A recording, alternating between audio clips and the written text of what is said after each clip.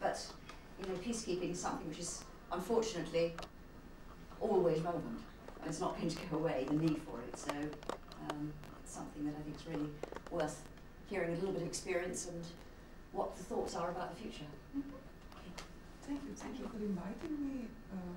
First of all, Anna has brought me, and we work together on peace building a lot. And there are three of us here, actually. We'll tell you the different parts. So my name is Vesna Plešnić, Sira Tomac-Kiš, and Josip Birčić. And it's that, for me personally, peace building work had started slightly before the war. And before I was mostly involved in civil organizing, but mostly in women's initiatives and environmental initiatives. What was very much at my heart was environment protection. But in a time before the war, when it was already clear that tensions are huge, and in Yugoslavia, it was actually clear that the crucial conflict is between Serbs and Croats, and if things go badly between Serbs and Croats, then actually there might be very serious consequences. And uprising started in Croatia in 1990, and there was still a year to negotiate, but negotiations have not been taking place. And in this time, I was spinning a lot, as many other people, what can be done in that situation. And we expected, well, somebody is surely dealing with it. There are people who are out there and they'll negotiate, they'll do something. And at certain stage it became clear to us that negotiations are not really taking place, and that we don't know what to do really. But as we expected that some other people will do something, it came out, well, things are not done. So we said we don't know really how to deal with conflicts, but we better try to do something. And that's how, actually just before the start of violent fights, bloody fights, we have established a very modest initiative with the name Anti-War Campaign. And it's that we felt that maybe there is still a way to stop the war. So then that's why we chose the name Anti-War Campaign. But it's that it has taken us 1 week to understand that we will not manage to stop the war. We still didn't change the name, we stayed with that name. And from the first moment we worked on initiatives related to promotion of human rights and warning what are war crimes. We wanted to support conscientious objectors, people who refuse to bear arms, because also in that situation we believe that it's possible to actually struggle non-violently. Can I just ask you one small thing? You keep saying we, but who is we? Anti-War Campaign Croatia. Okay. So, thank you very much for asking me a question. It was a very small group of people. It was less than 20 of us, and it's that we understood that media will not really cover what we do. So one of the first things which we decided was to actually publish a magazine called Argzin, and it's that from the first day it was clear to us we don't know how to deal with conflict. There are surely some people in some other countries who know how to deal with conflict. We better go and ask them. And we asked them, and actually colleagues of ours came, as we started in July '91, our colleagues have been here already in September. And they gave us the first workshop, which was called Nonviolent Conflict Resolution Workshop. And before, they actually sent us a fax asking what we would like to learn. There was a long list of things, from negotiations, to mediation, violent communication. And we said, well, we need all of that. We said, well, we cannot do this for you so fast. But still, they came and they did a workshop. We didn't know what to do with it. It has taken us months and months to realize what we could do with that. And in the meantime, war really became bloody. And Croatia was fighting a defense war. It was really tough. It was in particular tough in Vukovar, in Western Slavonia, in Dubrovnik. And a very, very small number of people still felt that something can be done with nonviolent means. So is that in that months between September and December '91, when Vukovar was in siege and fell, we have been actually seen as betrayers, because we still felt that nonviolence might be the way. And it's that we have been just doing very small things related to supporting of people who said we don't struggle with arms, we want to struggle other way, we want to support other people, we want to offer direct help, direct protection, but we believe that things can be done in a non-violent way. And it's that all the time, from the beginning, women made most of members of a group. And in few years, actually, from 91 to 95, anti-war campaign, which was on the beginning less than 20 people, have grown in network. And we worked on different things. It's supporting refugees. And the first organization which came out of anti-war campaign was Sunflower Center. In 93 we started to work in Pakrats, in volunteer project Pakrats, in which actually volunteers came from other countries, even as far as Australia and United States, to work with volunteers in Croatia on physical cleaning of ruins, because Pakrats was largely damaged, and I think 75% of houses have been actually targeted in the war, and working on some communication activities. Another friend from United World Colleges, Marina Škrabalo, was very involved in that work, and this work also involved a lot of children and women activities. What came out was self-employed women's initiative.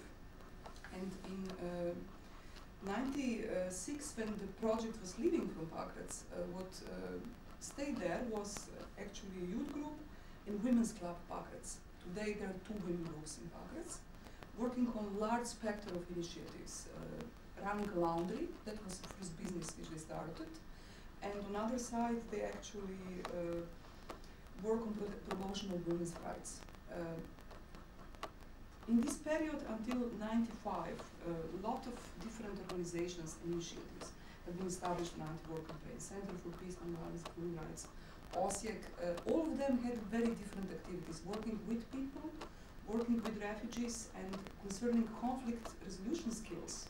We learned approximately in 93 that this is very helpful for teachers and professionals. And we started a huge program of education for teachers and professionals. An organization which is still running along that lines is on one side, Small Step, Center for Conflict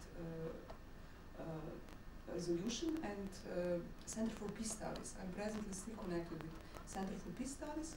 And Center for Peace Studies is since 97 actually running a course in peace studies. In other countries, these courses are actually part of regular curricula of universities. In Croatia, we are not yet as far.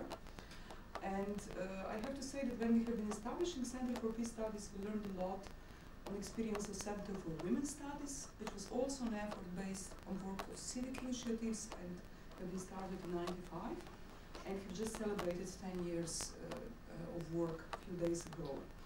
So is that in work we have developed huge spectrum of education activities, mostly informal education activities, seeing that actually what teachers can do in schools, what pedagogues can do in kindergartens, it's really essential for future education and development of kids.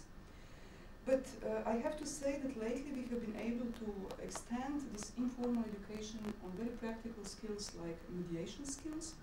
And Center for Peace Studies and Center for Peace in OSIEC are now engaged in promotion of mediation as method which is really practical in conflict transformation. Since last year there is a law on mediation in Croatia. And finally we have started a program for police, for judiciary, and for community mediators. So we hope that mediation centers as places where actually people can come and actually ask for mediation in difficult conflicts will be established during this year in Beli Manastir, Osijek, and Vukovar. And I'm currently actually involved in establishing of another center. We've established so many organizations, it's a shame. It's difficult to keep track. It's a Documenta Center for Dealing with the Past, because now we believe that peace-building work on all the levels, from grassroots to working with institutions as police, judiciary, or political parties, has to go hand in hand with dealing with the past. the question of processing suspected of war crimes is still burning question in Croatia. You know that decision when Croatia start negotiations for European Union is dependent on the fact whether Gotovina be arrested or not. And with other civic organizations, Center for Peace Studies is established in a center which will actually document factual truth, monitor war crimes trials, and advocate dealing with the past as an important part of peace-building process in public. And this is just happening. The document was registered on Monday, so it's the freshest thing on the plate. And one of ways of working with the people, which is not linked with informal education, but with formal education, are United World Colleges. And United World Colleges are an effort, a project which was started long time before our wars. So we do have here a presentation. I would like to tell you about this very specific way of trust building, of peace building, which is not just related to Croatia and post-Yugoslav countries, but to Europe and world as such. So I will just pass this computer now on the table.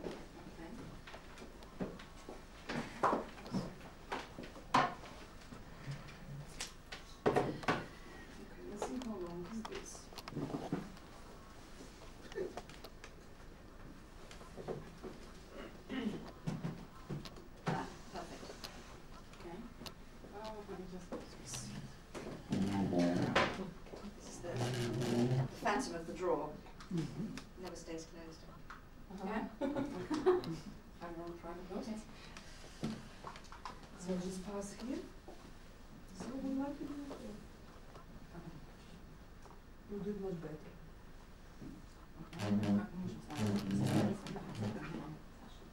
Okay, can you all see it? Thank you. The big read it. Yeah. I mean, I can almost read it.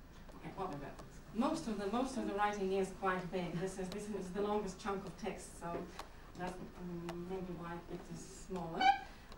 I sad imaš ovo sa strane, nešto možda bi trebalo početi prezentaciju, tako da je cijeli ekran svaki slajd.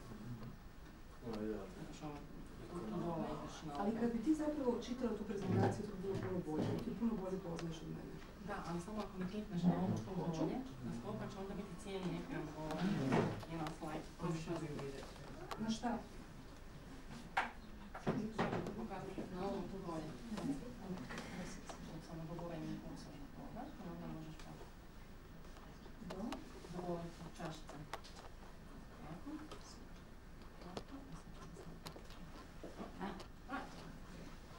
Is the angle all right?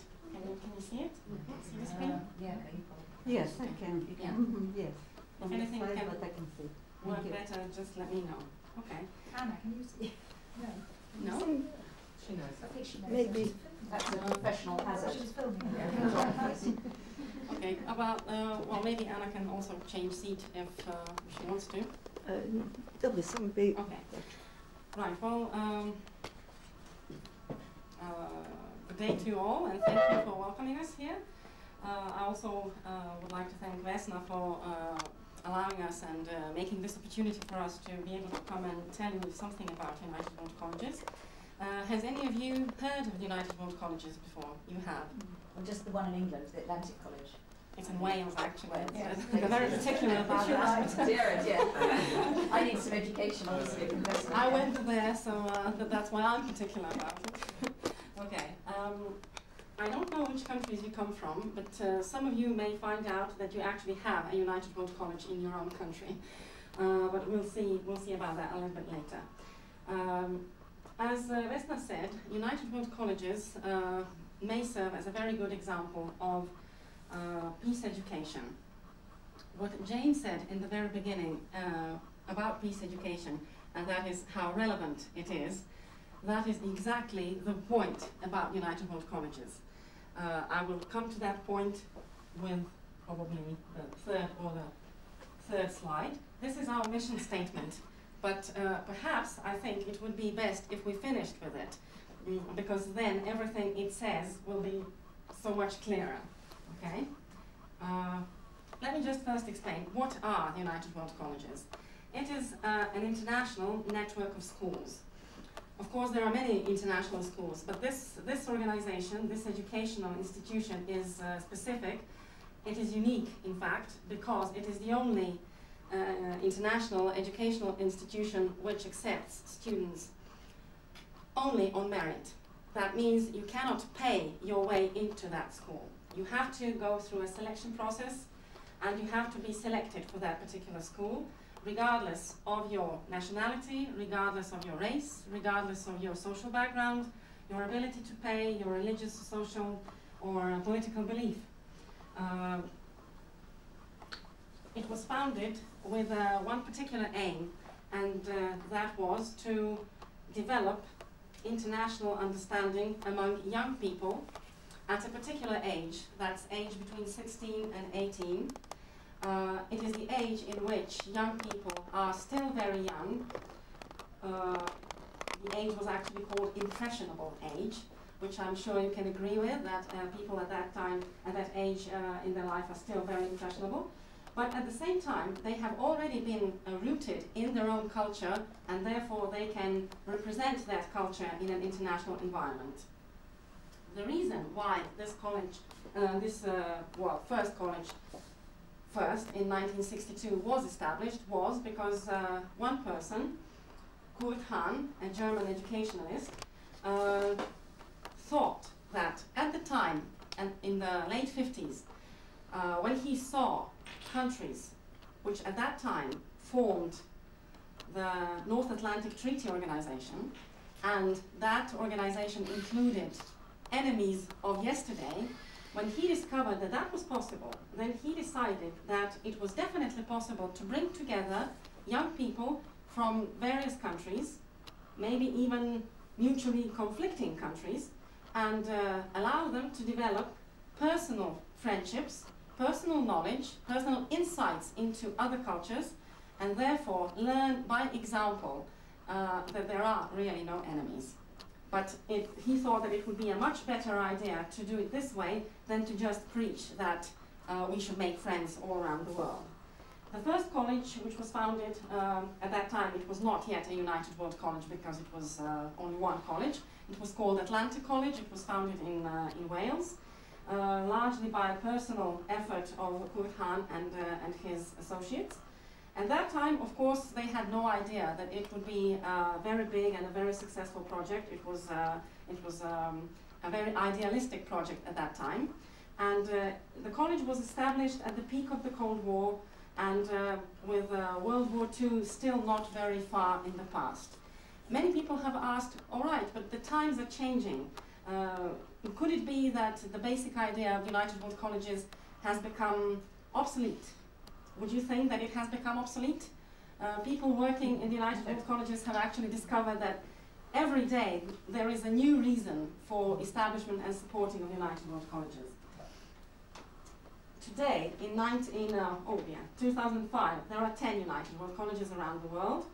I will show you later on a world map where they are. So this is the order in which they were founded. So they are today in United Kingdom, in Singapore, Canada, Swaziland, United States, Italy, Venezuela, Hong Kong, Norway, and India.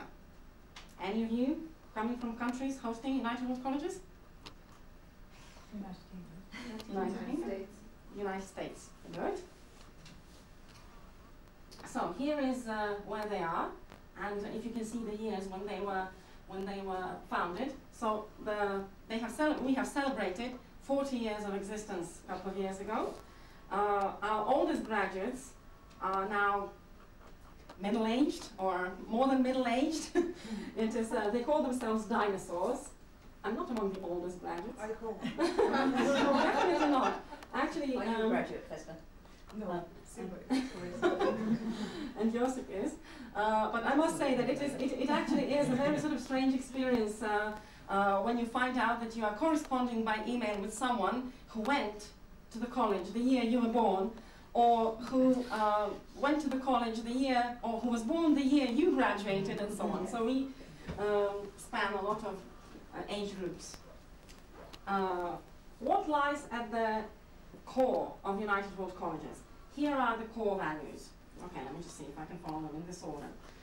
So the first and foremost is international and intercultural understanding.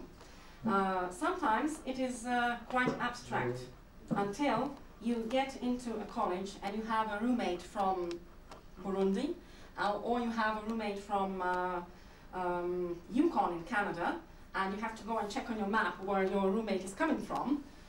Sometimes you experience that your roommate does know where you come from, but has a very particular picture of your country, and you say, no, it's nothing like that in my country. And then you have 2 years to sort it out. You have 2 years to sort out your political beliefs, your religious beliefs, all sorts of beliefs on politics, on history, on how things happened in the past, and how politics works today, and what should be the basic values for an individual, for a country, and so on and so on. There is a lot to discuss, I can tell you. From this comes respecting differences. That is something that actually you learn in the process. Everything around you stimulates you, but of course we tend to like to be right, and we are challenged in our being right every day by our joint experience. Personal responsibility and integrity. There are many activities in which you as an individual are involved, and you have to learn to take care of yourself, and you have to take care of others as well, as it says here, respect and sensitivity to others.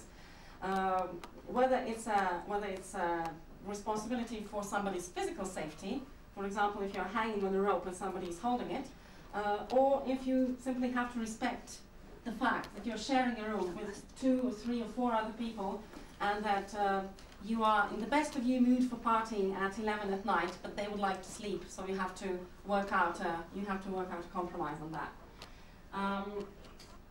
Community service looms very, very large in United World Colleges. Community service plays an equally important part as education. Therefore, you have academic part of the education, which means going to classes, writing your homework, studying for the exams, and getting ready probably to go to the university. On the other hand, you have community service, which makes you aware of who lives around you, what are their problems, what are their needs, and what you can do to help them. Now, Kurt Hahn said that there are 3 ways in which you can try to capture the young. One is to preach at them. One is to tell them you must volunteer. He said that neither of these work really, but that there is another approach which never fails, and that is when you tell them you are needed. And that's why this community service is voluntary, but everybody does it. Of course, there is respect for environment. It's growing. Its concern for environment is growing with the years. I remember that, for example, 15 years ago, when young people who were coming to our selection process were asked about what they consider the biggest problem in the world, they tended to say, well, poverty, hunger, war. Now they almost always state pollution first, and then everything else. That means that it has actually entered everyday life to such an extent that even young people consider it as a very important part. Idealism. Now, how United World Colleges foster idealism. That does not mean that you are supposed to walk away, I don't know, an idealistic person who will not walk on the ground, but rather to aspire to idealistic goals, whatever they may be for you, and to inspire you to not be afraid to pursue them. Even if that means that sometimes you're not understood, that you have to overcome resistance or mockery from other world. I'm sure Vesna can tell you many stories, and I think she said in the beginning about working for the anti-war campaign, that they were actually seen as traitors, but they worked on. Personal challenge. Why personal challenge? That means that when you come to United World College, you will probably be able to pursue some of your interests which you have had before, and which you are already pursuing in your everyday life at home, whether it's music, sports, or something else. But United World Colleges will also present you with a possibility to do something you've never done before, and and to do something that you probably think you cannot do. And then you try it, and then you see that when you try that you actually can do it, and that's a very, very good feeling. And when you walk away with a feeling like that, I think you're very well equipped to do things like that later on in your life, in whatever sphere. The education, as I said, the academic part of the United World Colleges is a very strong point. Education lies very much at heart of the organization because it's regarded as a very powerful tool. As a very powerful tool for any individual to work later in life, to lead a productive life, and to, in many ways, to be free to do what you want to do and to give to the community in which you live the best you can. So the the academic program that United World Colleges had adopted was the International Baccalaureate. At that time, it had not yet been as developed as it is today. Today, it is a very, very strong academic program accepted in many, many countries. And I think the first students who went to Atlanta College, they just completed their A-levels at that time, and they had to sit some exams when they got back to their own countries. Now, International Baccalaureate is accepted practically everywhere in the world. What else? What is the characteristic of the education process in United World Colleges? A unified set of standards which applies to both residents, quality of teaching, the facilities, the nutrition, the healthcare and safety standards. Why am I saying this? It's very important for our sponsors and for the parents and for the candidates themselves to know that the quality of experience will be the same for them whether they go to Canada, Norway, or India, or Swaziland, or Singapore, because people very often come with prejudices and think, well, why should I go to, I don't know, to India? I would like to go to some very good country. But what is a very good country? So United World Colleges tend to provide the best they can in all of them, which means sometimes that, yes, they are in a very different situation regarding their surrounding community. For example, a college with a swimming pool in northwestern United States or Canada is probably not the same thing as a college with a swimming pool in India, where population is struggling with droughts and water supply. But still, the standard is the same, but the kind of work that students do with their community is very different in India and very different in Norway or Italy or United States. Teaching staff is also very much international. That is the politics of the United World Colleges. They come from all over the world, they're highly qualified, and they are at students' disposal all the time. All colleges but one are based on a campus system. That means that the entire college is a small community, and students and teachers, they develop very close relationships during the 2 years of their stay together. The teaching language is English, but every student has the possibility to take exam in his or her mother tongue, as long as it has written literature. That is the principle of the International Baccalaureate. So, the education experience for the students at United World Colleges is academic. It consists also of non-academic activities, which include creative or sport activities and community service.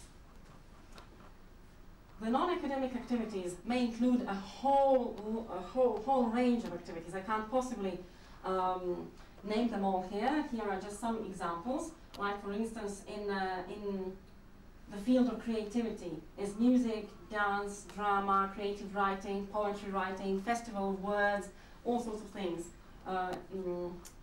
Costume designing. They're inventing more every day. Activity in terms of physical activity. So there are all sorts of sports. We also can tell you about that. Mountaineering, sailing, kayaking, depending on the possibilities provided by the college. Of course, if it's a continental college, then there will probably be less kayaking, but there will be something else. And if you have a sea-based college, then you will have a whole lot of water-based activities. And then there is service to community. Now let me just sort of spend one more minute on that. Service to community means anything from realizing that there are lonely elderly people out there living quite close to the college, and students go out to them and they spend their 2 years going and visiting and sometimes just talking or helping with house chores or taking them somewhere and things like that. It makes a whole lot of difference in the life of that particular person, which gets that kind of attention. Or it can be children with difficulties in their behavior, or it can be orphans, or it can be the refugees. We didn't have work with refugees until these latest developments in Europe, but now we do. Yes, there is environmental protection. For example, there are students... Sorry for interrupting. I made part of a group of students in Italy. I did this refugee camp activity, which was based in Slovenia, because Slovenia took some refugees from Bosnia, Croatia, and other parts from ex-Yugoslavia, and then they wanted, actually selected students from ex-Yugoslavia to be translators and to do together with refugees and other students who wanted to take part in these groups. And the other camp was in Italy. And this activity started in 1991 when the refugees were coming to surrounding countries. And that was invented in 1991.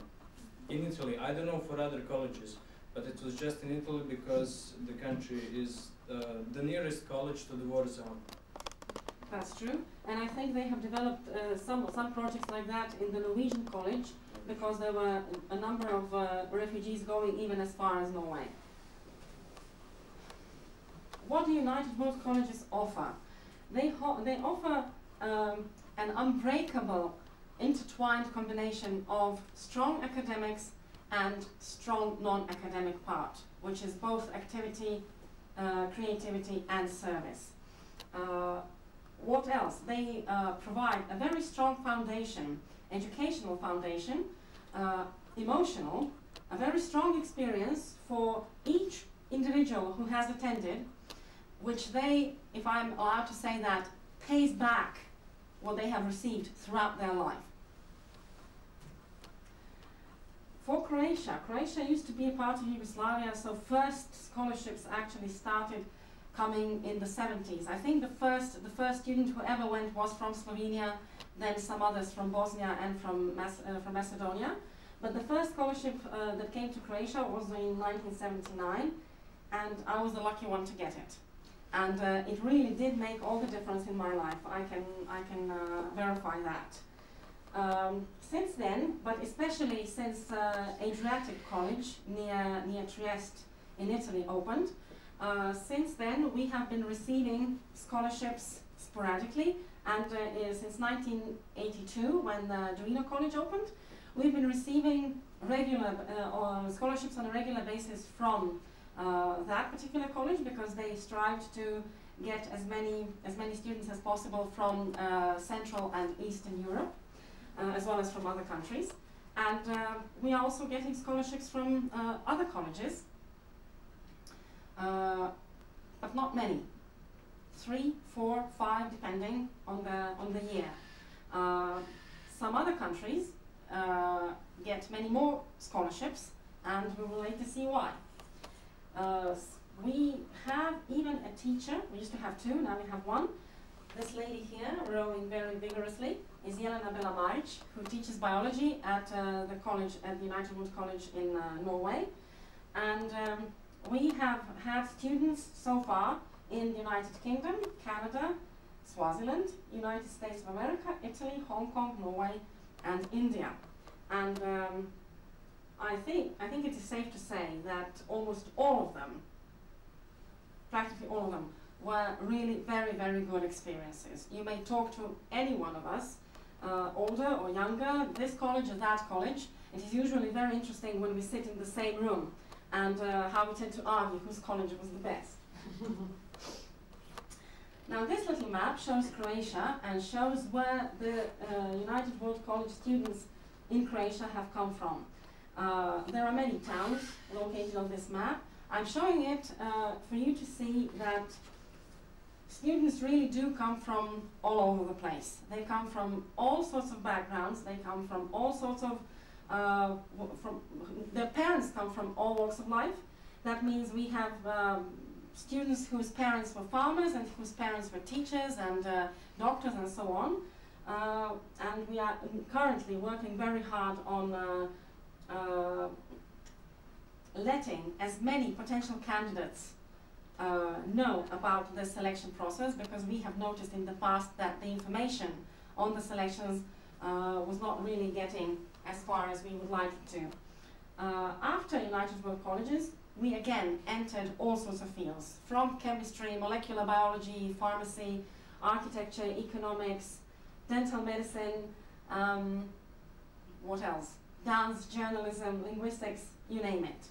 We seem to be everywhere.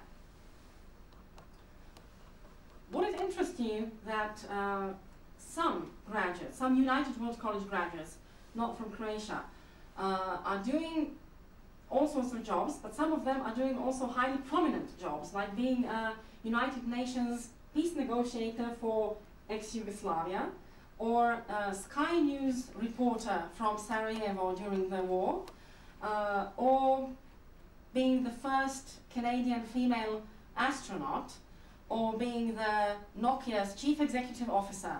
So that, or countryside doctor. There are all sorts of professions, there are all sorts of places where United World College students live and work. Vesna explained to you when was the time when she felt an urge to do something about the war that was about to start. At that time, I felt the urge to get in touch with as many students who went to any of the United World Colleges and who lived in Zagreb at that time. And we started meeting in 1991. And we had a sort of decade ahead of us with an informal kind of association.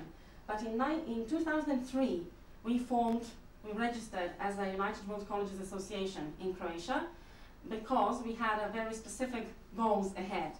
That was a time when it turned out that we have a very new and definite set of tasks, and that is to start working on Croatian participation in providing finances for the scholarships for Croatian students who are going to United World Colleges. I will let you know how that change came about. National Committee, which now exists in over 120 countries worldwide, is a part of our United World Colleges Association, and Vesna has gracefully agreed to be one of our National Committee members, because National Committee members need to be people devoted to the goals of United World Colleges, and also be ready to work as volunteers on promotion of United World Colleges in Croatia, on fundraising, which is always difficult, and selections, which since this year have been transferred from the Ministry of Education to our United World Colleges Association.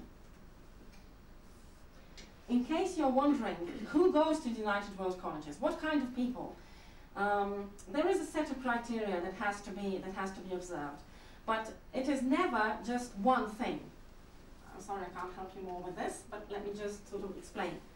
Yes, we need people who are very strong in academics, but not just people who study all the time. We need people who are willing to be active, but not just people who are willing to loaf around all the time, but do no studying. So we need actually a combination, a good combination of characteristics and skills, but also with a large field for improvement. That means it's here on the bottom, but I'll just say it anyway. So when we're looking for good candidates, they have to have some achievement to show, but more than that, they have to show some potential. That means even candidates who come from backgrounds where they did not have much chance to develop their talents and their abilities, but who have the potential to do it, they have to be recognized and they have to be offered this chance. What else? They have to be self-reliant, they have to be willing to communicate with others, because that is what is expected. You have to be ready to talk about your culture, to be ready to explain why you think this way or that way, and why your family, I don't know, has had an experience like this or that in the past. He also will be able to tell you of his personal experiences. But at the same time, you have to be willing to listen to others, even if you don't agree with them, and especially to develop this ability with time. Financing is a very important thing. You can imagine that an organization like this relies heavily on support from many sides. It is impossible to run any kind of school without a lot of money, let alone a big international school which has to provide top quality education and all sorts of facilities for the students and all sorts of activities. So here is how United World Colleges are financed.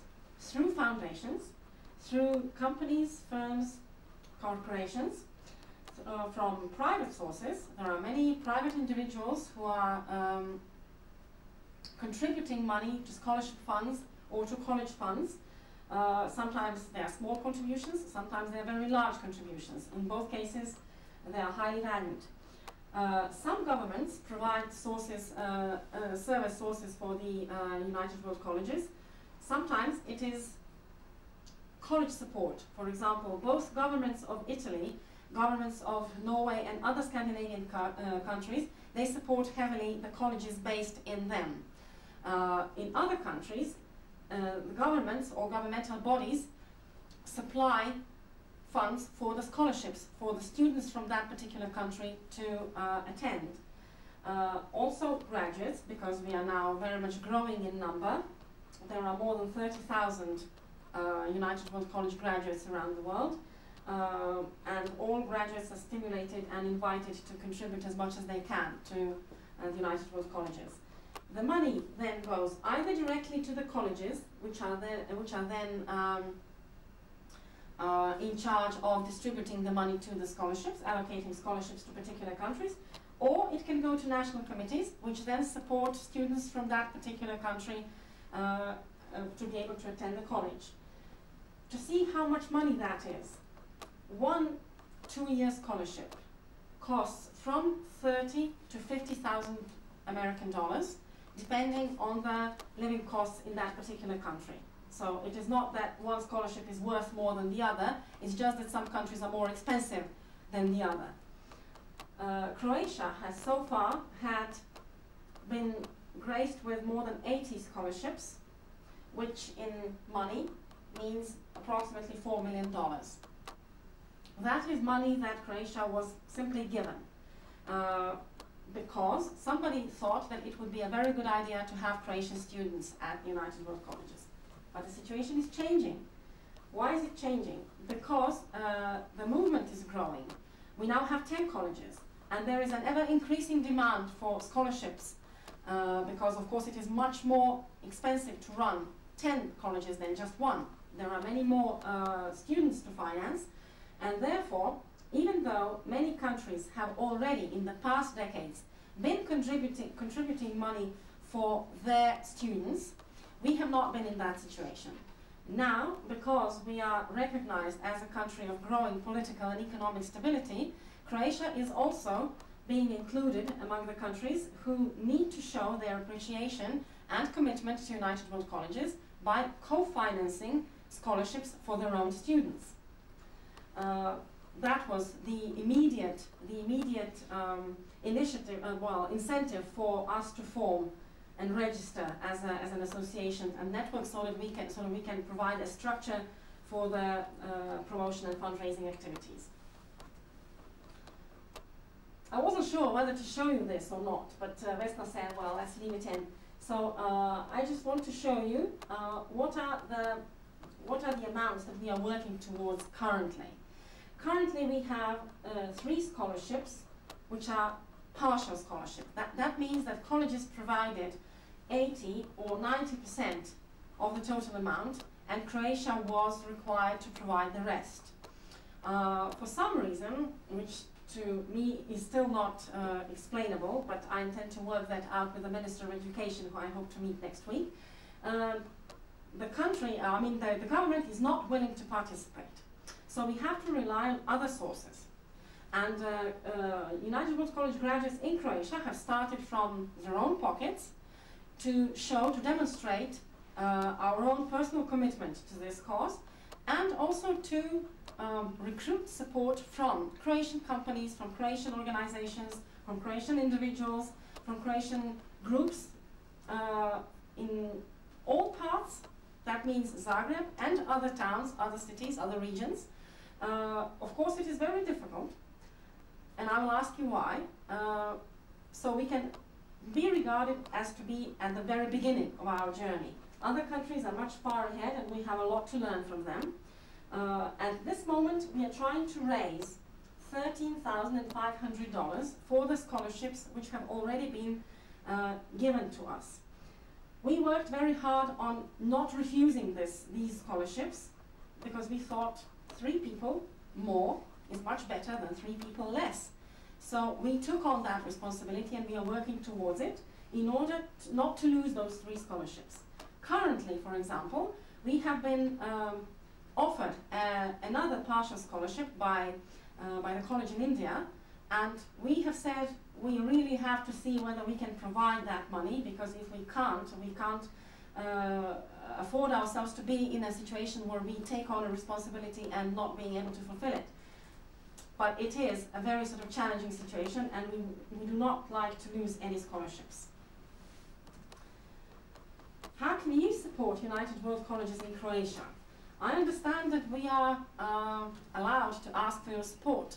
I was trying to present United World Colleges to you in such a way that you would perhaps see its values and to see its worth. Now, if you do manage to see value and worth of the whole project, then perhaps you may be inspired to help us while you're in Croatia to work towards this goal of promotion, towards that goal of fundraising in more ways than one.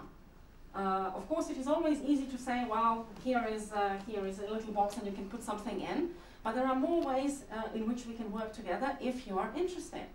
I'm sure that if you would like to, for example, take part in any one of our events that we are preparing in order to recruit support from Croatian sponsors, sometimes it is enough, or sometimes it is much better if somebody lends us their name.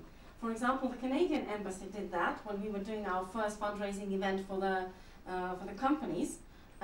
It was amazing to see how the difference it made when we sent out the invitation, and it didn't just say United World Colleges Croatia, but it also said the Canadian Embassy in Croatia. It didn't cost them a thing, just goodwill. So sometimes that is enough. Sometimes perhaps it's voluntary work, sometimes it's an idea that you might have, sometimes it's the connections that you have, and so on and so on. If you are interested, we'll be very, very happy to work with you. Of course, financial contribution is never refused. However, there are stipulations that apply. That means you can never offer money for one particular person and say, I want this particular person to go. What you can, of course, support is a particular scholarship that has been awarded. It can be a particular region. That means you would like a candidate from that region to go because you feel particularly good about that region, because you traveled there and you liked it, or because you think it should be supported because it's not very well developed, or because it has been struck by war more than some other regions. Or you can want to support, I don't know, a scholarship for a member of a minority group, or so on. You may want to contribute to somebody's travel expenses because his social background is so bad that his family or her family cannot provide for the travel expenses. We have had the luck, we have never lost a candidate to that kind of trouble. That means if the family cannot afford whatever expenses are entailed by the scholarship, we always work it out and all our candidates manage to go. Or we can simply be willing to support our association and our national committee in any of the activities or events that we may be preparing. Why should you want to support United World college scholarships. There are, again, more than just 1, 2, 3 reasons, but these we think are probably the most important ones. Because by sponsoring an organization like this, you sponsor someone who is talented and hardworking and deserves this opportunity. He or she has been selected. That means compared to others and selected as a particularly good candidate, good person. You invest in education of tomorrow's professionals, of tomorrow's leading professionals. All of us like good dentists, good doctors, good teachers, good carpenters, good whatever. We need good professionals. Besides, you provide what perhaps is in the long run most important. You provide international understanding for very real persons. I don't think we have had, well, maybe there are people among the United World College graduates who work for the army, but we have not heard of any United World College graduates starting a war or working towards a war. On the other, quite to the contrary, I think you have had many examples in which you would have a person coming with very sort of strong, polarized beliefs, and then learning how to accept other ways of thinking and how to look for non-conflict resolutions and how to work tirelessly towards that goal. Here are contact details, but I will just now go back to the mission statement. Can I have the second slide?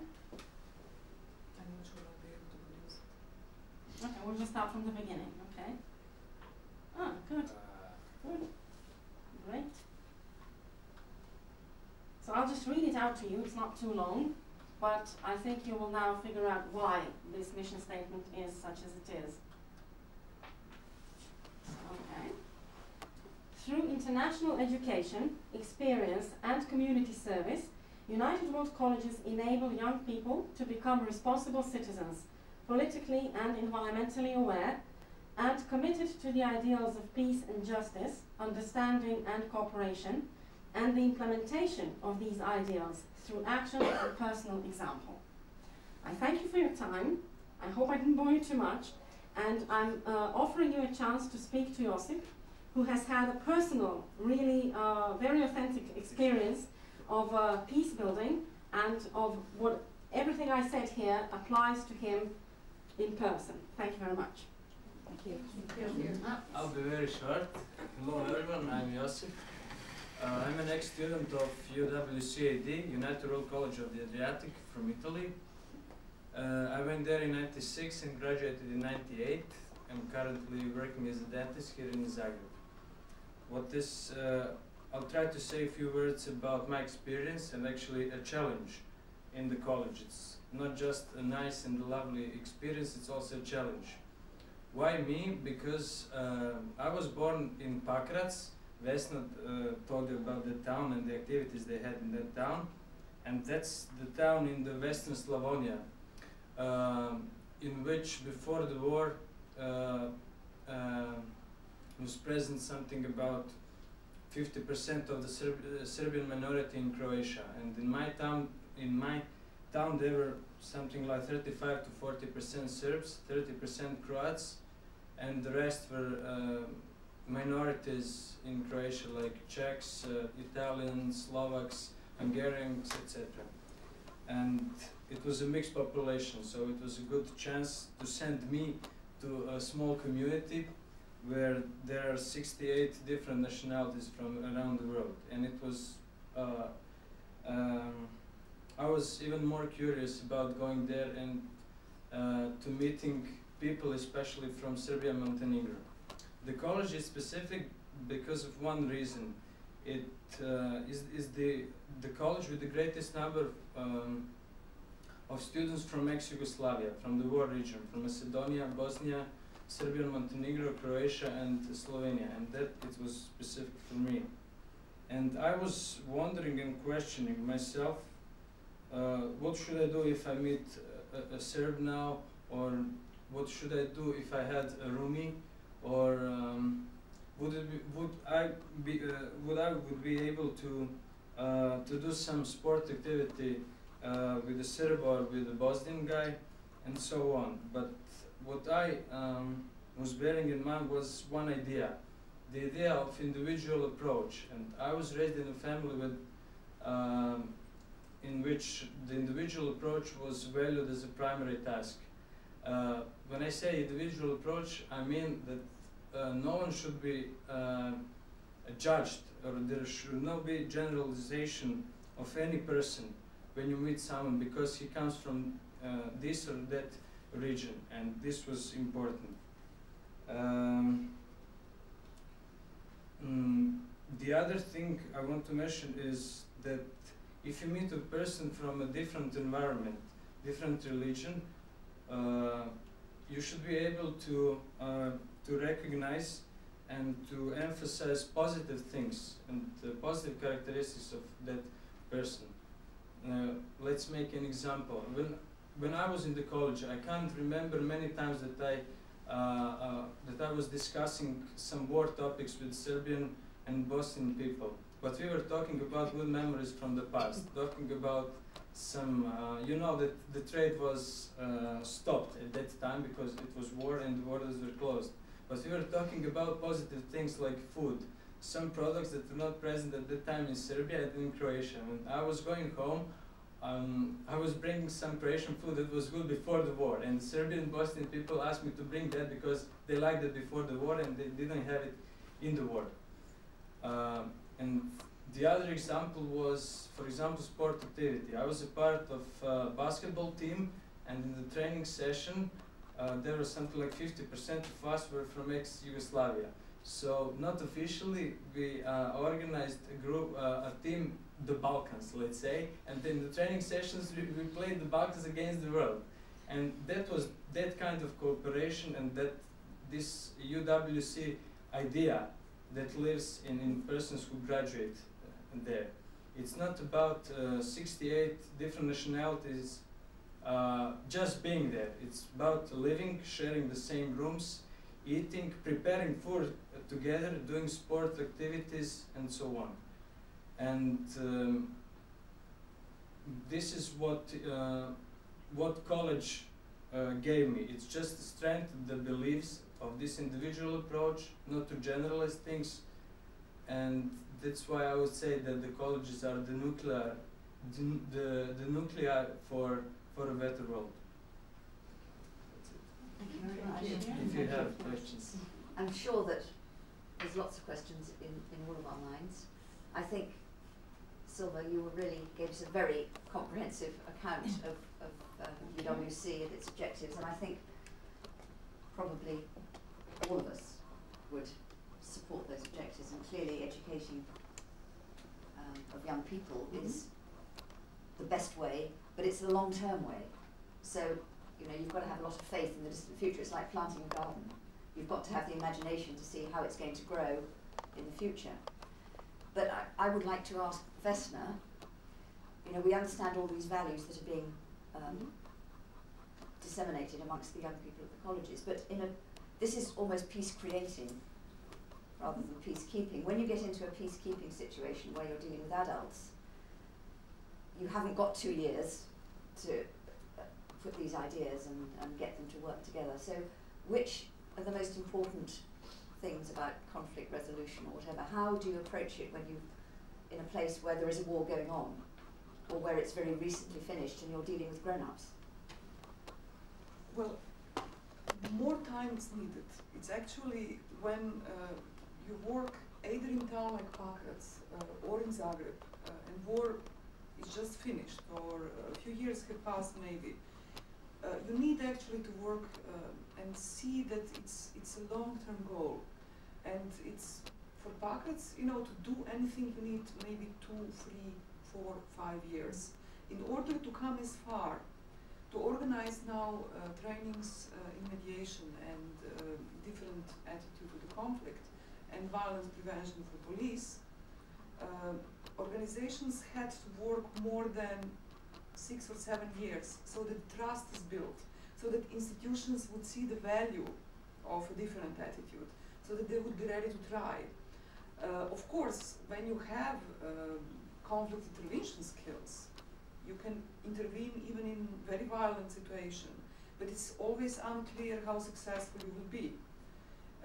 Eventually we learned that it was possible to work on conflict de-escalation even during the war, not exactly in the moment when bomb falls, but it's that prevention is a major part of thing. That's why education is so essential. So it's that longer peace organization or initiative works better are chances that actually the institutions in a place, you know, being Pakrac or being Osijek or being a town like Zagreb, would consider that it's better to cooperate, it's better to discuss things and then do things together, from level of civic initiatives through institutions to governmental level. And I see that there is learning, there is individual and institutional learning in Croatia, and there are more and more things which are done together in sort of partnership between citizens, institutions, and governmental institutions. It doesn't work always. There are problems, there are conflicts, but it's actually contributing to producing an atmosphere in which it will be possible to prevent violence more often. And dealing with the past is part of the story. So it's a very huge task. If you give me a hint, what you're most interested for, is it, you know, it's like working inside institutional context, or just mediating in conflicts, everyday conflicts, you know, or what can you do to respond to domestic violence? I mean, just give me a hint in which direction you want to hear more. What about some of the strategies you use for mediating conflicts? It is that in a way we are just trying to increase a number of people who would be capable to do something about conflict as individuals and in their institutional setting. And concerning... Can you give it some really practical examples? Sure. You know, it's like I said that currently we work on establishing mediation centers in Beli Manastir, Osijek, and Vukovar. It means that we would like to have there a place where people will come when there is a conflict with which they cannot deal. But in order to prepare that, we cooperate with police. And police is actually proposing cases in which they have not been able to act. Since 2 years ago, police in Croatia has a project, Police in Community, so that they actually are very often in situation to mediate, to try to find a solution when there is a family conflict or conflict between many families. And when they don't know how to deal with it, how to move forward, they bring it now to, they bring it to this organization actually. So it's now a joint effort to increase the capacity of police to deal with these cases out of their general framework of work, really. And on the other side, we're building capacity so that there would be volunteers in community who can help when police cannot do it. I mean, obviously police is not going to be the main conflict resolution vehicle in society. But actually through policing community, they can do the things. So in community service, there are volunteers or mediators. They work in team of 2 or 3, and they can deal with conflicts related to heritage, even to conflicts related to domestic violence. They can actually handle a range of things, but which people delegate. Everybody has to be willing for that. It's not for war situation. That wouldn't work in war. But in general, to increase capacity of all the interested people to deal with their conflicts. I'm not sure how I think of that. I mean, it's sort of abstract, so it's hard to... Have you ever been in mediation, any one of you? In mediation course? Oh, in family life, yes. Well, You that's the best surely, one. yes. That's You the best surely one. have been. Good training. Yes. Mediation procedure is just, you know, it's a simple procedure in which actually a mediator enables the parties to say what had happened, to express how it was for them, how they felt about it. If you have 2 parties or 22 parties, the procedure goes like that.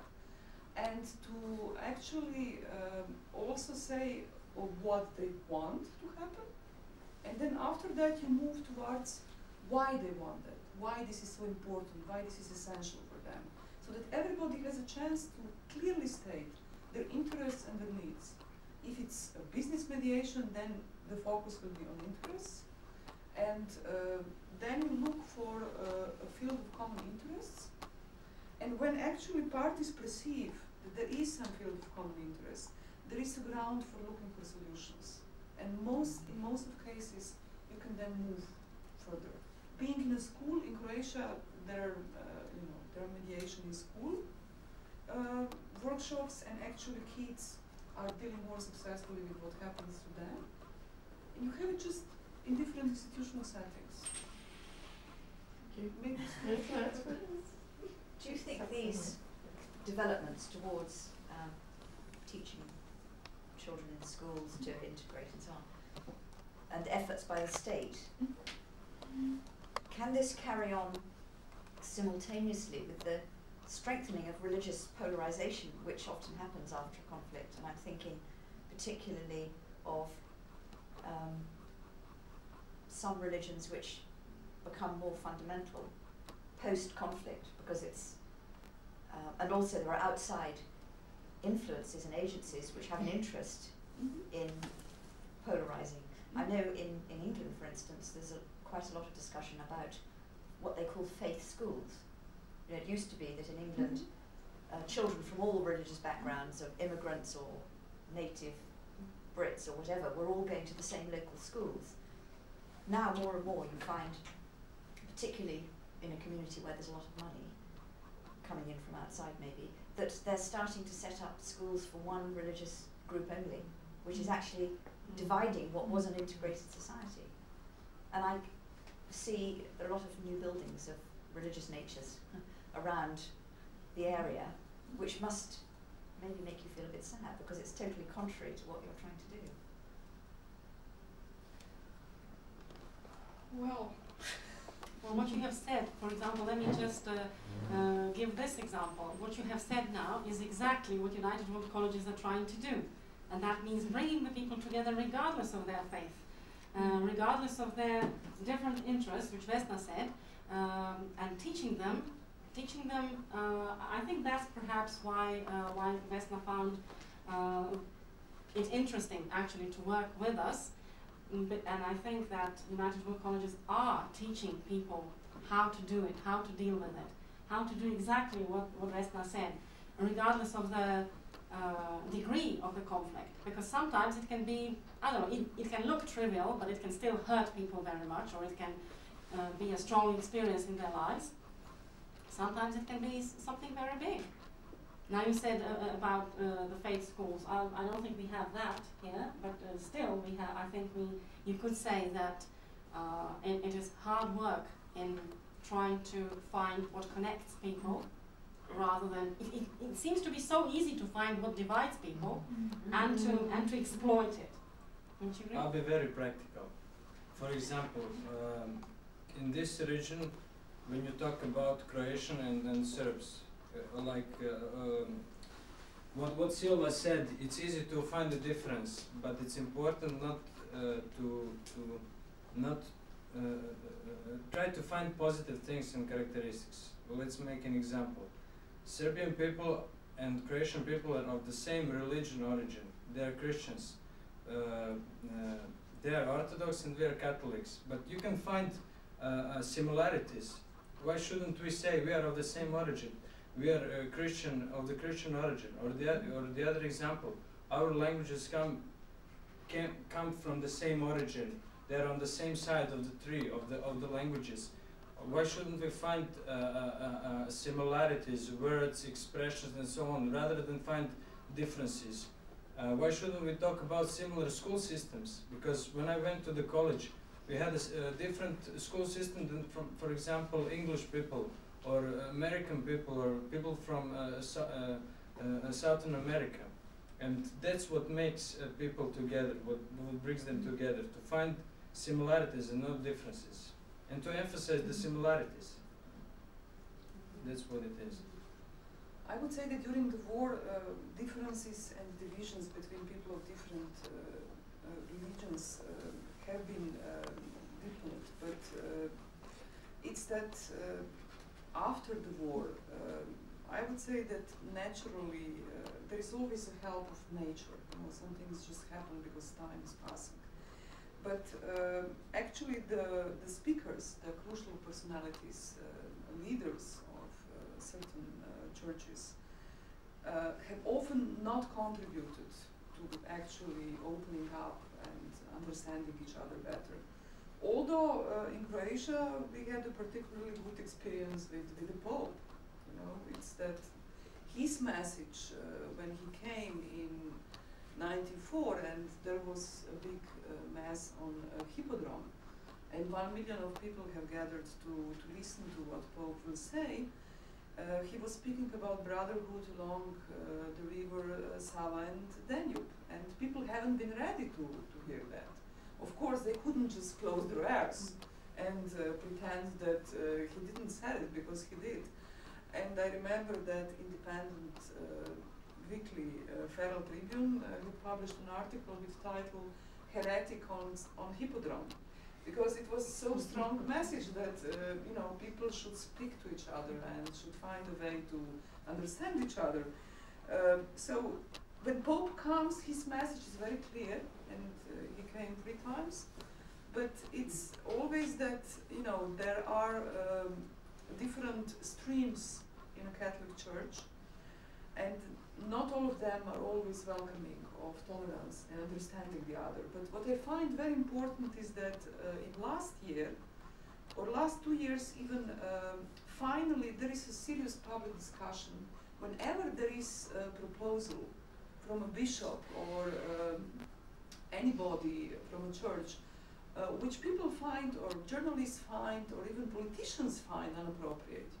There is a clear statement that they're not supposed to give these political proposals, or they're not supposed to give this kind of suggestions. Recently there was a discussion about artificial insemination, and actually, from the church came this voice that people who actually have chosen artificial insemination because they couldn't actually do it differently, they are criminals. And there was a very loud reaction in public, so that, like 5 years ago, you wouldn't really read a lot in newspapers, so you wouldn't hear on television that's a problem if church is declaring things like that.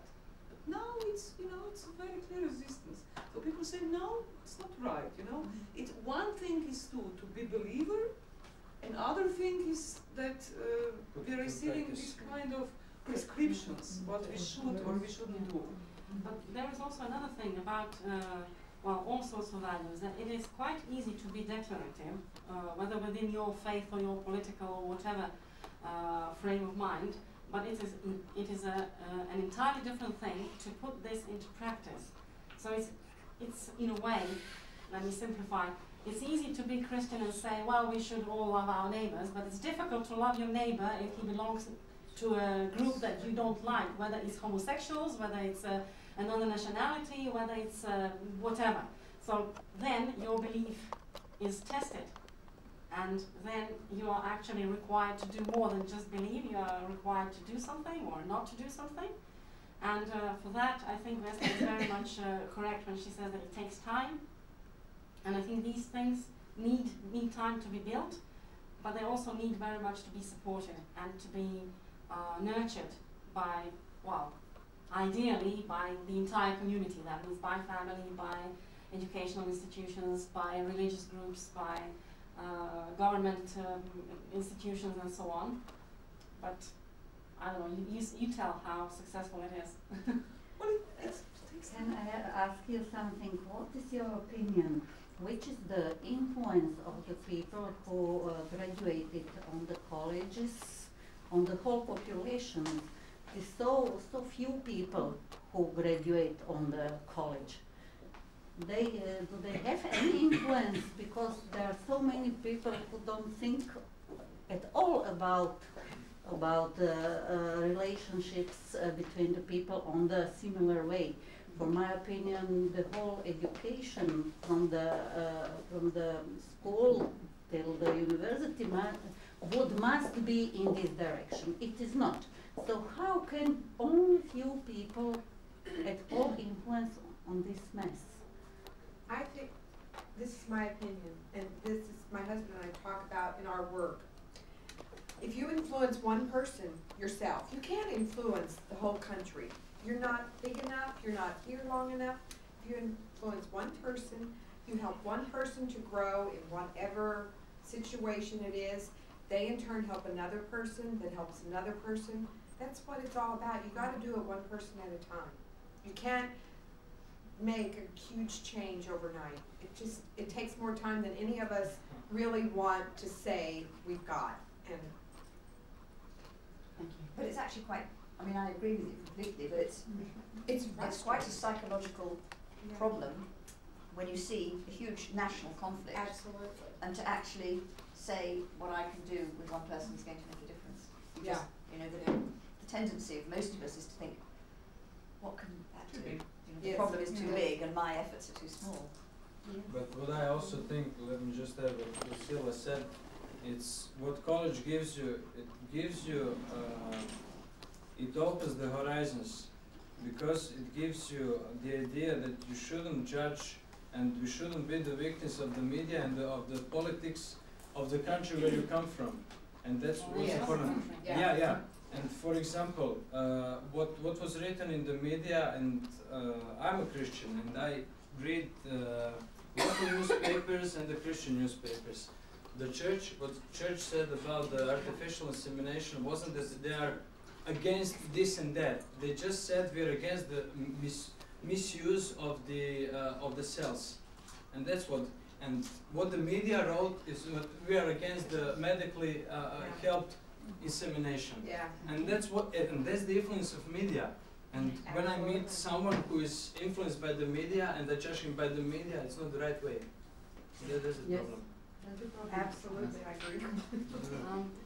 I would just like to, if I may, say something about what can these colleges do to help, or for that matter, I believe you, any but other. I think No, I it's know. too few people Well, which can I would influence say the that colleges. 30,000 is a lot more than zero. Nothing, that's true. Than zero. But that's 80 not 30,000 is- here. Sorry? That's only 80 here, not 30,000. Only 80, yes. True. 80,000 on the whole world. That's why we are so. But if one That's why we feel so passionately about not losing any scholarships. That's why I say the 3 people more is far more important than 3 people less. It doesn't. It makes all the difference. It makes all the difference to us. Why? Of course, it makes all the difference to that person. And it is sometimes difficult to explain what good will it do to send Josip to Duino. What good will it do to send Murat to India? What good did it do to send me to Atlanta College? I didn't know at that time. I didn't know what I was going to do in my life. I didn't know where I would find a good way, a good place, a good opportunity to pay back what I have received there. What my scholarship costed, I don't know, whatever, a certain amount of dollars. I think that if I had resources to now pay back that amount of money, that would not be it. Paying it back means living the life in such a way that you actually put these values into practice with everything you do. Marina, whom Vespa has mentioned earlier, also another student from Duino, she has been, well, in her age, she's between you and me. No, she's actually, yeah, between you and me. And she's been very, very active in peace organizations. She has worked. Well, I think she's one of the founding members of the Center for Peace Studies, and I think she will remain active throughout her life.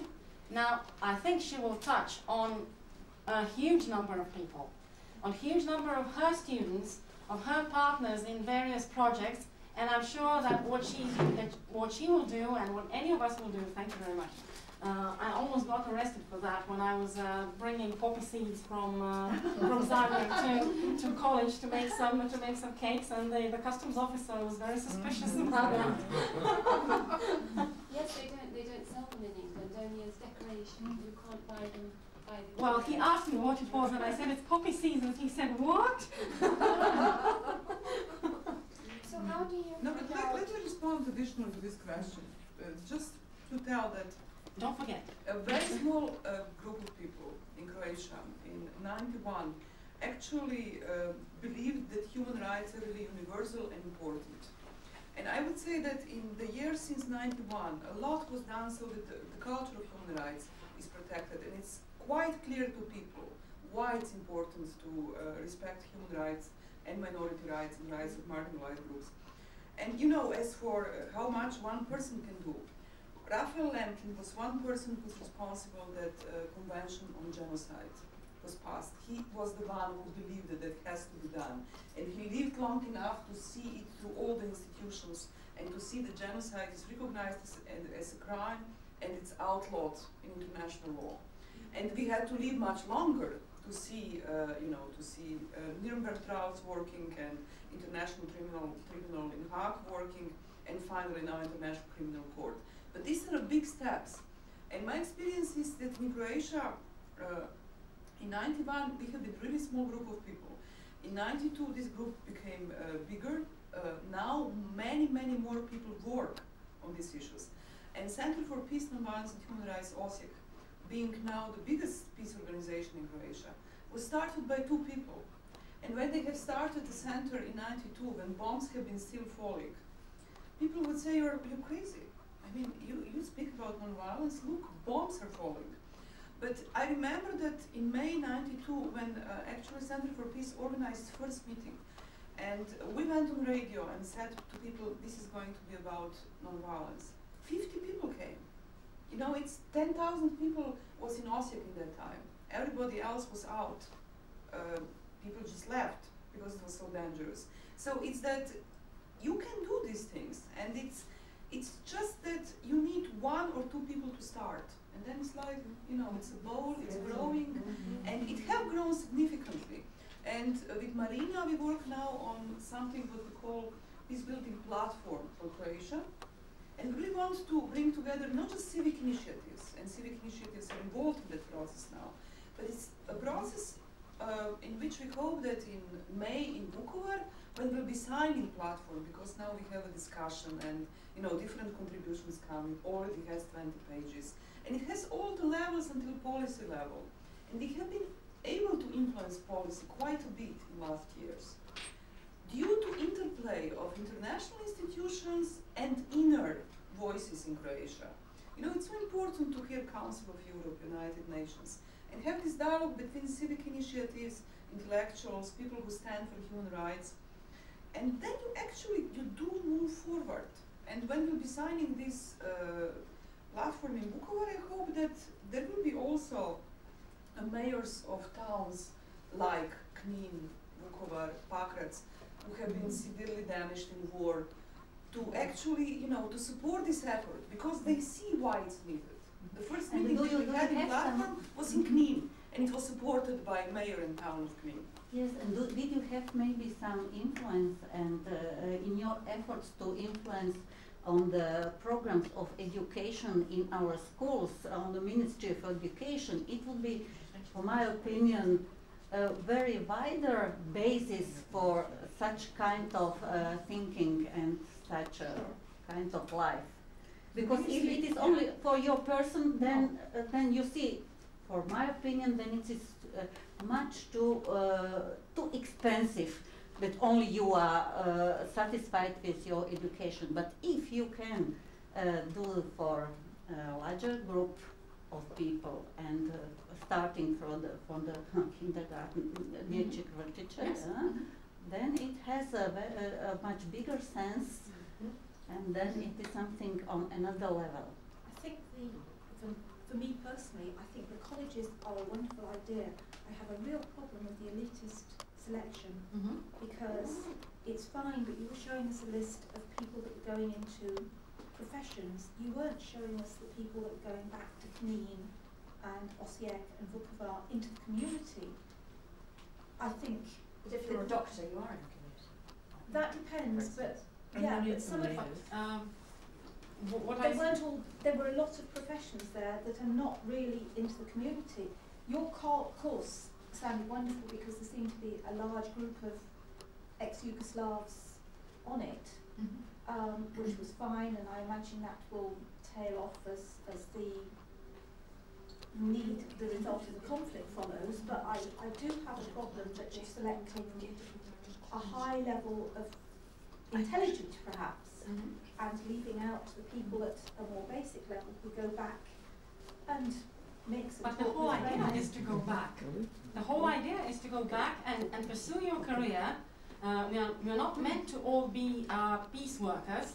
We are meant to live normal lives, but with these values becoming part of us, we in our communicating with our families, with our neighbors, with our colleagues at work, with our wider communities. I will give you another example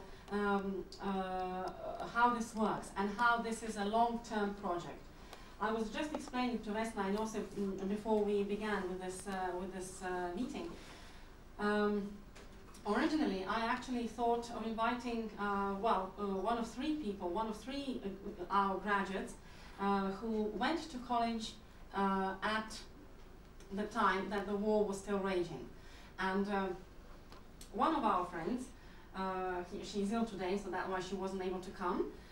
She's from the town of Vinkovci in eastern Slavonia, and she was a refugee during the war, and she has just barely come back to Vinkovci at the time when she was selected, and she has undergone this same sort of exposure to this United World College idealistic, as you may think, set of principles. And when she returned, I asked her, okay, now what do you think now that you have come back from the college? What will it be like going to Vinkovci and trying to re-establish your relationships with your Serbian neighbors and so on? I'm not sure, she said. So she backed up and she said, I'm not sure. I really have to think about it. I know it was great at the college and I have learned a lot, but I really can't just say it's all fine and perfect.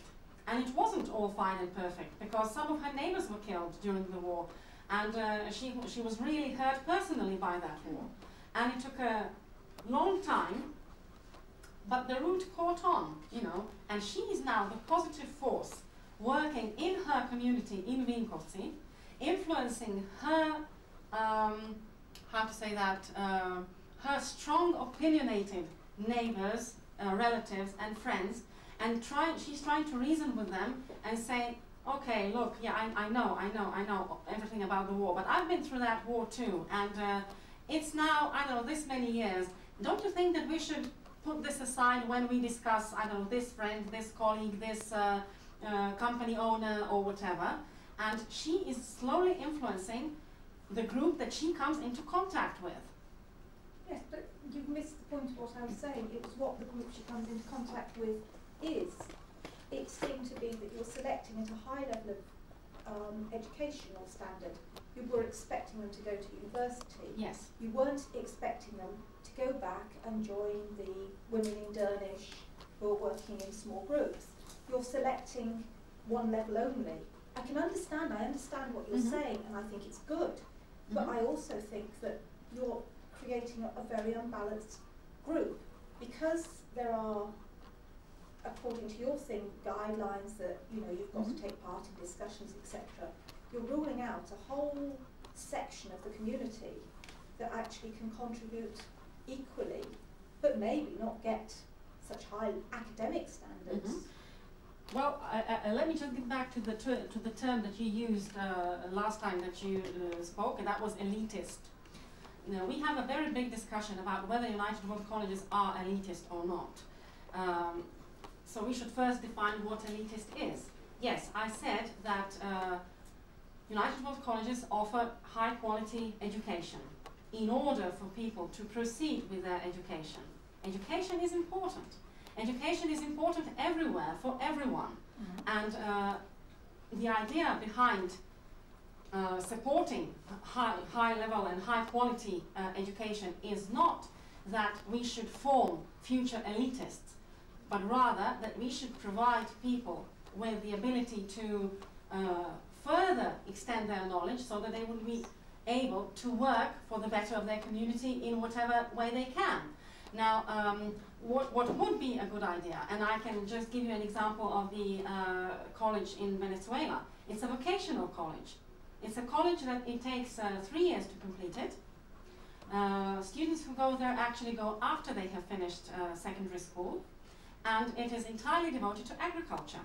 But you didn't tell us about that one.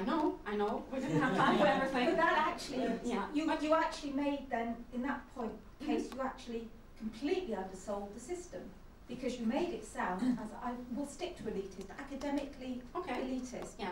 If that's the case, then it is something totally different. But let me just why say, doesn't that carry on to the okay, others but the thing is that I fail to see why is it bad to select good students in many respects and have them have a good education, and then let them go wherever their vision takes them, and work with in the grassroots or whatever. I'm not trying to hit the system. What I'm trying to say is a good student almost invariably will survive.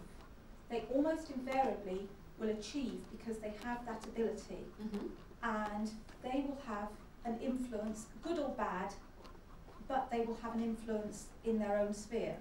It is the others who are struggling, they're not quite so clever, they may or may not make it, depending on their background, who will probably benefit far more from going to the Atlantic colleges of this world.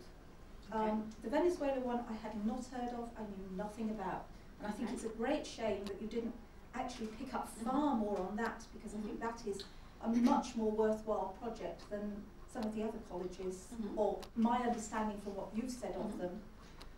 I think that is an excellent idea. That is the only vocational college, and I think that the people who support United World Colleges would probably be happy to see 1,000 United World Colleges with differences among them. Some of them being devoted to vocational direction of education. Some of them, for example, the college in Singapore, it actually embraces many more age groups than just this one. 16 to 18. They actually enroll students in primary school. So it's a United World College where it's specific, it's different than others. It accommodates the need of the community, and it has developed around a certain idea. So they're not equal, all the same. They're not all the same colleges. Basic ideas, I'm sure they apply everywhere. But I think that if you discuss with anyone who supports United World Colleges, I think you would find the stress on education as one of the very important facets of the colleges. Why? I mean, you said that yes, those who are already talented and skilled and clever, they would survive anyway. Yes, but if you remember, I said that a large stress is actually given to recognizing the potential of the people, so that even those who did not have the opportunity to develop their talents and their skills and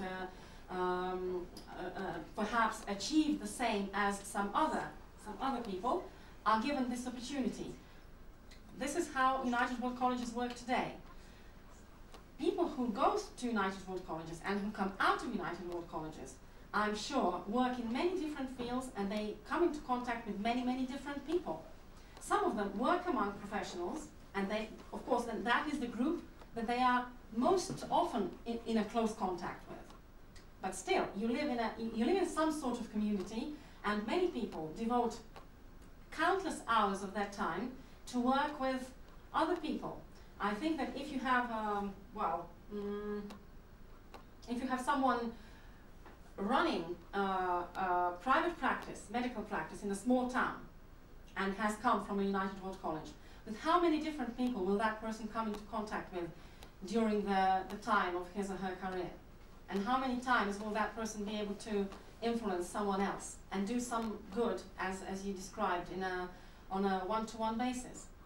How do you decide which college the student will go to? Okay, that's another good question. When people apply for United World College scholarships, they must understand that they are applying for any scholarship that is available that year. That means How do that people find out? I'm sorry. I Yeah, just that's okay, another good question. right, okay, I'll get to that And as how well. many people apply? Yeah. Okay, good. Okay. Right. Well, so how we decide? They have to be ready to go to any of the places. Okay. So they have to be ready for the challenge. They have to be ready for adventure. We ask them what they would like, but sometimes they get that, sometimes they don't. For example, most people who come from small towns, or most people coming from the region of Istria and Adriatic, they would like to go to Duino because it's kind of interesting, you know. It's a challenge. It's away from home, but it's still close to home, and so on and so on. Especially parents like the idea, you know, of being a 3 hours drive away from their child and so on. So sometimes it can be accommodated, and it should, because of health reasons or some other reasons. And sometimes simply a person, if we see that that particular person is a really, I don't know, keen on some aspect of education or activities or something that has very good opportunities in that particular college, he or she goes there. And so far, I think it has worked good. It has worked well. Good motivation is a very, very strong point here. Many young people who come to the selections would simply like to go somewhere, because anywhere is better than here, or at least I think so until I try. But then you have to see whether what's behind that, what kind of motive is behind that. Sometimes it's a positive prejudice towards the United States or Canada or Norway, because they expect things to be great there.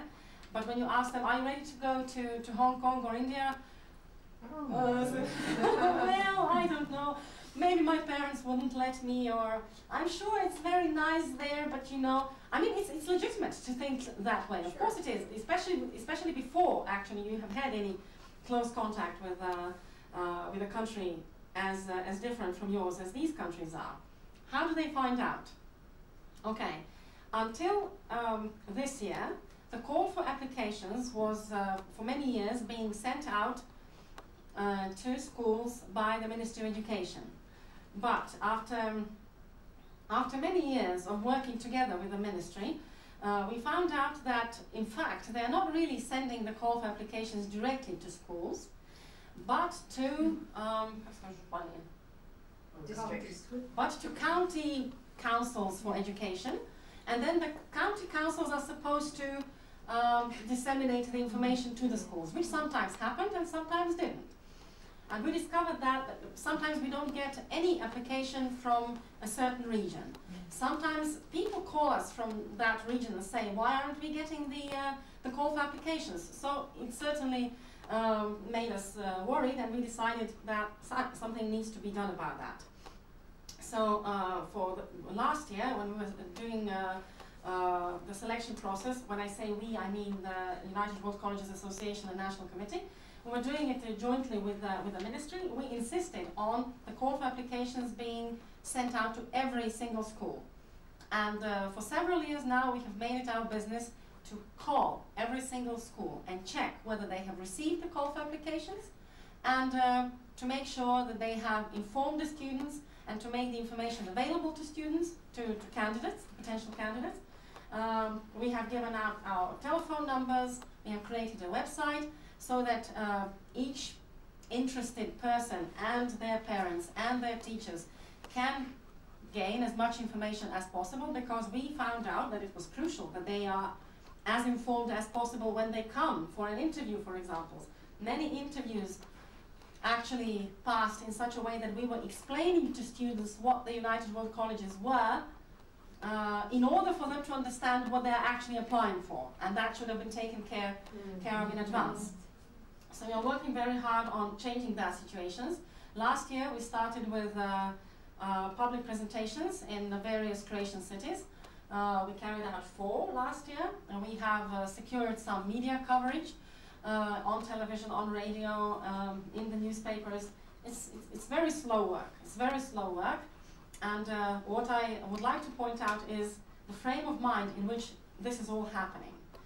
And I think it will resonate with what you were saying. for example, sometimes people call to ask, is there any point in applying? Have all these scholarships actually been already sort of given to someone, and this whole call for applications and everything is just sort of a formal thing which has to be carried out? And sometimes it's the candidates calling, but more often it's their parents checking whether they should actually support their child in applying, and whether they should simply say, look, I mean, there is really no chance for you to get it, let's just drop the whole thing. Or whether they should tell their child, yeah, sure, go ahead and apply, why not, it's your chance. When we discovered that, we discovered also that the degree to which people actually had no faith in the possibility of a selection process on merit. That's why people for many years were asking, and are still asking, well, should I send my child for an interview? You know, it costs money, and she's hoping, and I would like to see her disappointed. And I said, well, look, I mean, she may be disappointed if she doesn't get a scholarship, but send her by all means. Because they're used to a system where it's the minister's grandson. Yes, Yeah. yes, But yes, yes. how many definitely. applications do you get for how many All right. places? The number of places you have seen. Sometimes it's 3, 4, 5, depending on how many scholarships we get. So there's no interest in developing something locally that more people could use? Well, we certainly cannot have a United World College here. The idea was entertained at some point in the past when former headmaster of my college, and then later of the Adriatic College, thought it might be a good idea, and he is actually currently developing an idea of a vocational United World College in Sarajevo and Mostar in Bosnia and Herzegovina. This vocational college, it's actually not going to be a college, it's going to be a partner project with schools in Mostar and Sarajevo if it comes to life. The vocation that is being addressed is teachers, for precisely the reasons that Vesla was pointing out earlier, and that it is crucial to work among teachers so that the teachers become equipped with skills and values for working with children, again, in the long-term hope that peace can be, that people can be educated for peace rather than conflict. How many applications we get? At this moment, we still have the process in which we send call for applications directly to schools, and we ask the schools to carry out the first level of selection and send us one candidate. When they do that, and if it should work out so that every school should send us a candidate, then we would have approximately 180 candidates. So the school does the initial selection? Yes, yes. Oh. The candidates apply on the level of the school, and the school, on the prescribed criteria which they have to respect, and generally I think they do, they send their candidates, and then all of them are invited for an interview with the selection committee. They all submit their applications, their essays, and so on. I must say that selection processes vary from country to country. Sometimes, in some countries, they are based on, largely based on knowledge tests. For example, how good a candidate is and how well he scores or she scores in academic tests. We tend to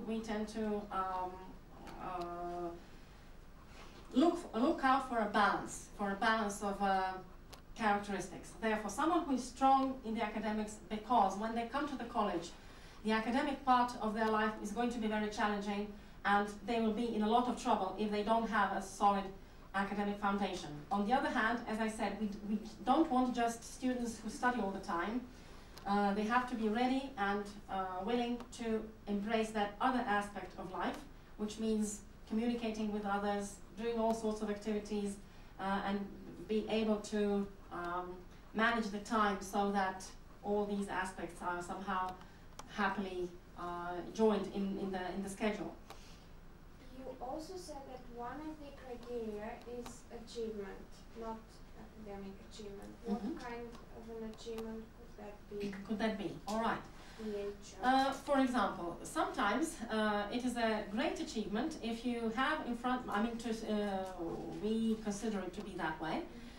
If you have a person who lives in Zagreb and therefore has an objective opportunity to pursue many different skills or interests, and they actually do that. They don't just sit at home and play video games or watch TV, but they actually do many things, whether it's dancing, whether it's sports, whether it's several things at once. They're usually interested in more than just one thing, or sometimes they prefer just one thing. They usually manage their time quite well, exceptionally well, and we think that cases like that are cases where an achievement deserves to be awarded. At the same time, we also look out for people who live in smaller towns or in villages, and they have to travel to their school every day, and therefore they have an absolutely different situation they're coming from. Sometimes they have to help at home on a farm. Sometimes they have a large family and they have to look after their smaller brothers and sisters. Sometimes their parents are running a small whatever enterprise and they have to help out, and therefore they have less time to do the same kind of things that this first person was doing. But still they manage to find a way for them to develop something, some interest, or at least to show it very vividly in school or in activities organized by school. Sometimes they take the trouble to travel to a nearby town to play the instrument they want to play, or to join the local folklore group, or sometimes they have a support of one teacher, just one teacher in their school, who thinks that it is not a bad idea for that student to, I don't know, do something that everybody else thinks is stupid or a waste of time. And when you see that, when you see that energy that goes into that, when you see that determination to use enthusiasm, and another thing that I mentioned earlier today, and I was quoting from Kurt Hahn, and he said that it is essential actually to develop these values regardless of how difficult it is to develop them. Well, it is very, very good to be able to see that in people who live in perhaps less developed areas, or in a less supportive surrounding, whether it's a family or school. Because of course there are such people and they come to us every year. So we don't think we should discriminate against people who live in, well, just normal families and who have their family support for their activities, but at the same time giving a lot of support to the people coming from smaller towns. We have an excellent example of a girl who is now doing her postdoctoral research in a German university, who comes from a village near Zagreb, and she was traveling to school every day. She was running the local newspaper, but not just as an editor, but she was actually running it in every way. I mean, she was an editor. She was inviting contributions from her friends and from her teachers. She was the one who was designing it. She was the one who was finding sponsors for the newspaper to be printed. That was definitely much more than was ever expected of her by her regular routine or by her regular curriculum. So that was one of the ways where you could see, and I like to use that metaphor, I think that good candidates for United World Colleges always sort of spring up like a cork,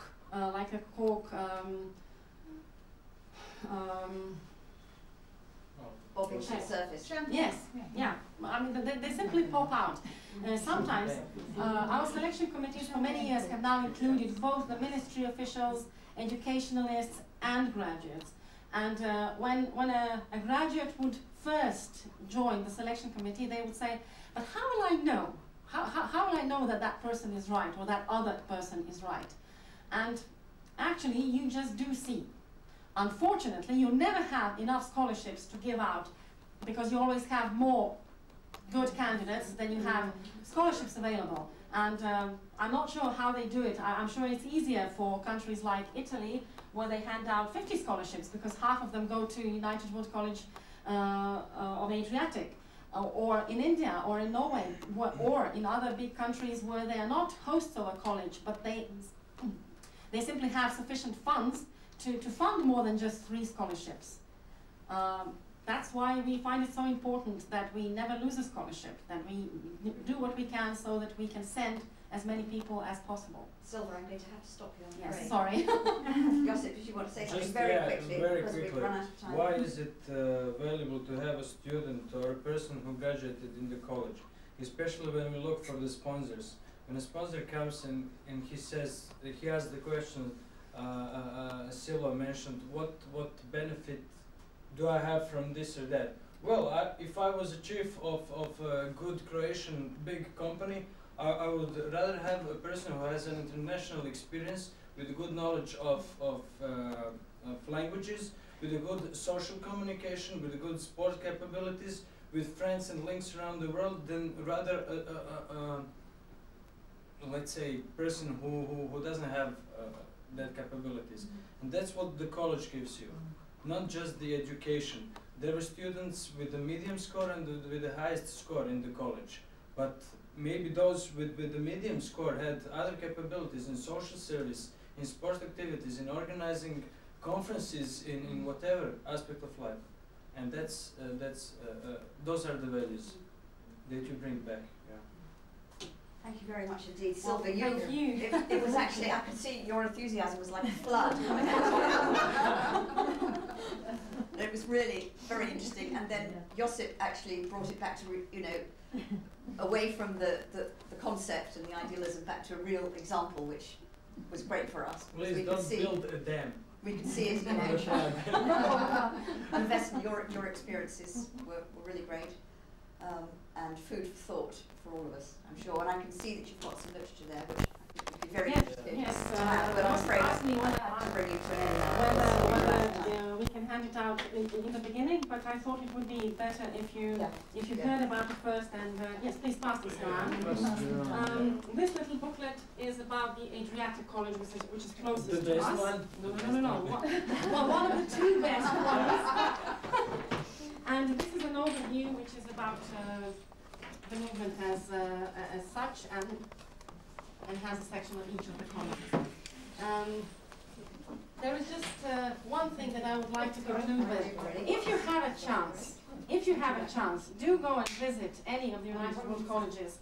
If you have a chance, you will be, I'm certain, you will be welcome there, and it will be a very good opportunity for you to see how it really works. If you can spend there 3 hours, it's worthwhile. If you can spend there a weekend, it's even better. If you can spend there a week, it's even better. If you get to spend 2 years, it's the best. I know. We are a little older than 18, so. No, but really, while you're in Croatia, perhaps you can take a trip to Duino. I'm sure the headmaster will be delighted to see you. And if you travel elsewhere, you will see from here where the colleges are and how they can be reached. Each one of them really has a special story to tell. The one in Italy is only 3 hours drive from here. We can organize one trip. Yeah. Only 3 hours, really, it's close. One more information for the lady. The college in Norway, Norway. in Norway,